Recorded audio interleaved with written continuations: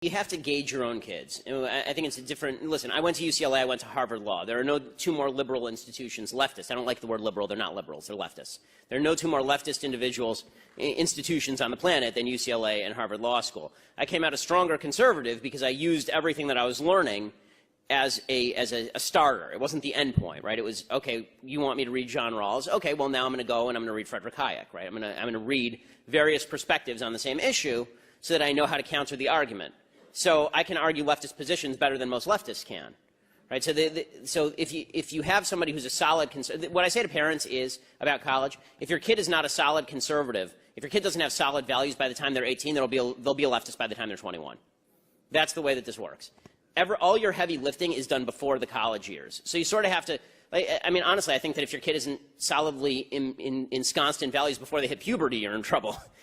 So this is a long as someone with a 2-year-old daughter and a son on the way. I mean, this is something I'm going to have to work on. It's something that, you know, I think that you have to gauge so what I say to college students who are really politically motivated is go to leftist campuses. Go to leftist campuses, learn how to hone your arguments, become a weapon.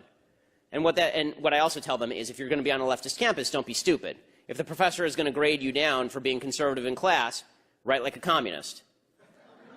I mean, this is actually what I did when I was at UCLA. I'd argue with the professor in class, and then we had things called blue books. And blue books were great because they were anonymous. They just used your student ID number. And so if you read my actual essays from college, they read like something directly out of the Nation. And if you know, and obviously that's not what I think, but that's how you get to graduate summa cum laude at UCLA, go to Harvard Law School, and then use all their degrees against them. So